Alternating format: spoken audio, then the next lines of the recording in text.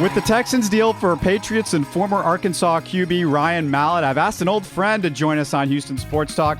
Former Arkansas linebacker David Bazzel has covered the Razorback program on TV and print and as a sports radio host for nearly a quarter century now. Yeah, I'm going to make him feel a little bit old. Right now, he's doing sports talk for 103.7 The Buzz and appears on ABC and Little Rock, and nobody knows the Razorbacks better than David. Great to have you, Baz, and I wanted to get your impressions of Ryan Mallett from what you saw with his time in Arkansas. What kind of a leader was he, a personality, and what should the Texans fans expect? Well, first, Robert, great to talk with you. Miss seeing you, buddy. And yes, we're both getting pretty old, but that's okay. That's part of it. It's funny, Robert. Razorback fans have been waiting, for some time for Ryan to get a shot. Of course, when you play behind Tom Brady, you're not going to get many reps. And so this is the day that, really a lot of Razorback fans have been hoping for and rooting for.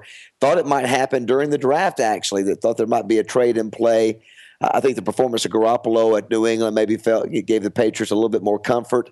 But just a little background on Ryan Mallett, Robert. He's a guy that was the number two ranked quarterback coming out of high school in the country. I mean, number two. He signs with Lloyd Carr at Michigan. Actually plays as a freshman against Penn State. Notre Dame actually gets several starts.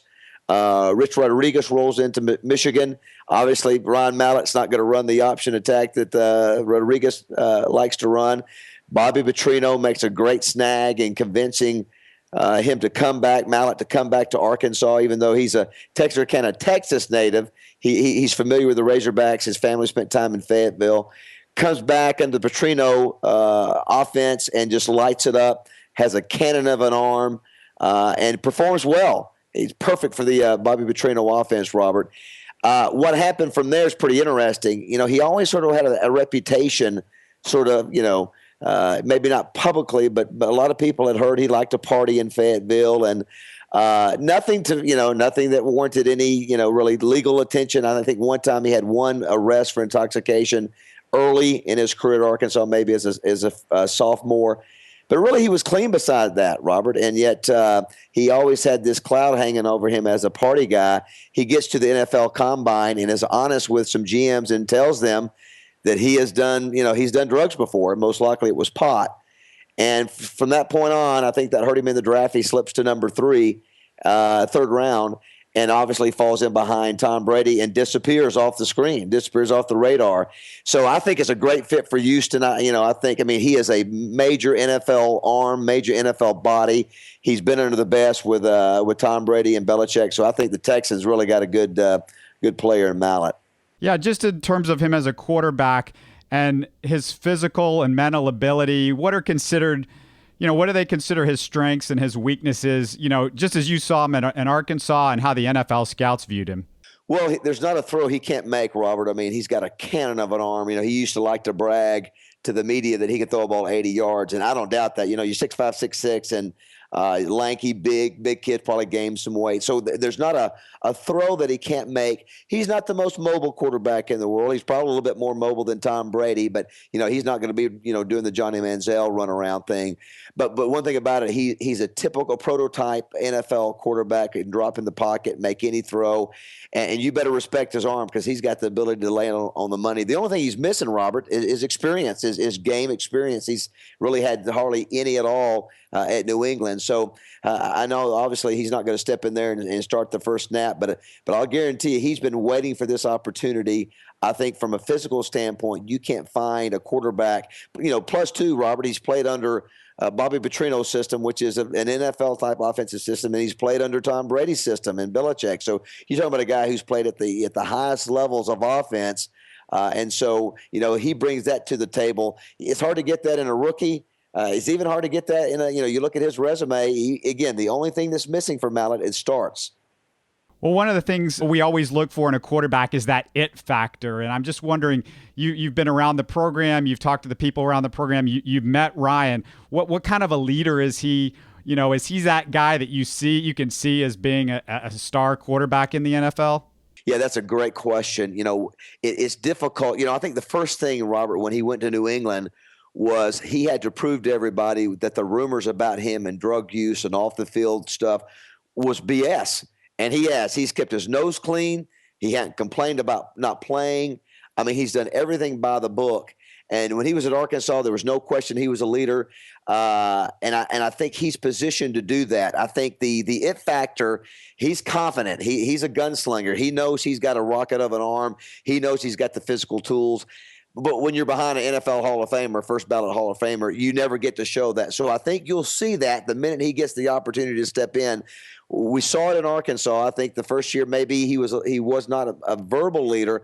I think we saw that by the end of him getting in there, being a vocal leader, being a guy that's got that it factor because he's got those physical skills. I mean, gee whiz, you look at Houston on the defensive side of the ball. I mean, your bookend defensive ends are physical freaks.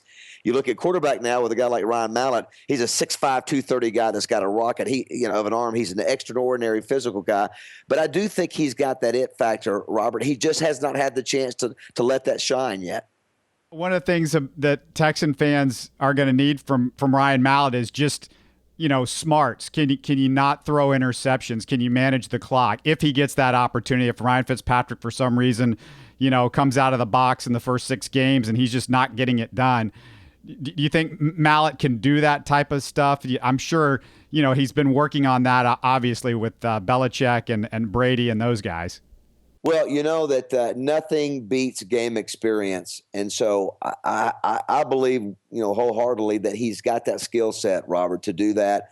The only issue that he just needs more. He needs game time. And I think you may see a guy who, even though, listen, he's gotten plenty of preseason, he's gotten a little bit of game action, but I do think there's no substitute for being in game, having in-game experience. So I would expect him maybe to be a little rusty when he does have the opportunity. I do think he's a guy, once he gets in a rhythm, once he feels comfortable with that offense, you'll see him start to shine. I just hope the Texan fans, just give him a little bit of leeway because, this is the opportunity he's been waiting for. This is the opportunity he's been working for. He's a Texan, he's from Texarkana, Texas. So I know he's going to take a lot of pride in playing in the state of Texas. And this is the opportunity that he has been waiting for and really he's done all the right things. So I think he's ready to shine. He may just have a little bit of rust on him, but I think once he shakes that off, I think he's going to be a strong contributor to that franchise. While you're listening to the 1984 Liberty Bowl MVP, David Bazzel, he's a captain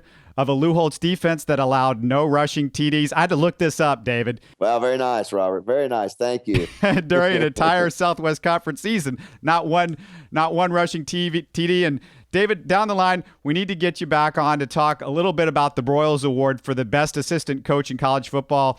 You ran this idea by me in the car on a drive from Little Rock to Fayetteville 18 or 19 years ago. Lo and behold, we've created a college football tradition, Baz. How's that going? And tell people a little bit about the Broyles Award. Yeah, that's right, Robert. We had some good drives to Fayetteville, and you had a suggestion about a rivalry game with Arkansas, and I came up with the boot between LSU and Arkansas. It's been one of the best rivalry games or trophy games really in the nation. If you look at the scores the last 10, 12 years, all close games. And the Broyles Award has really been a cool deal. We've been able to honor some really great assistants. This is the 19th year of the award, and you look at some of the guys that have come through Little Rock as an assistant coach. Jimbo Fisher, who won a national championship. Gene Chizik a few years ago won a national championship. Gus Malzahn was our winner recently.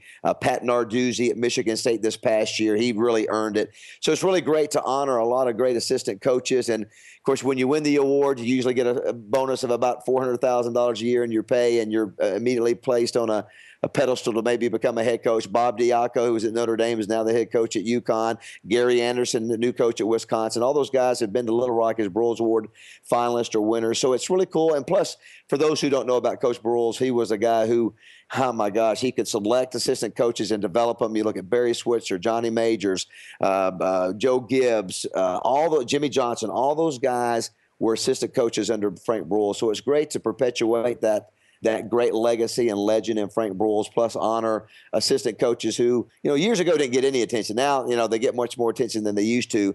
But it's nice to recognize the best in the college football. And let me ask you, you played for Lou Holtz. If you're going out of the locker room and Lou's going to say a couple words to you, how would he say that? What would he say? How would he say that? Hey, Robert Land, when the media comes in this locker room after this game is over, when you beat these Texas Longhorns, you tell them this was not an upset. And that's exactly what he would do. And he was, he was quite the motivator for sure. Well, it's a pleasure to have you with us. David Bazzel, 103.7 The Buzz in Little Rock.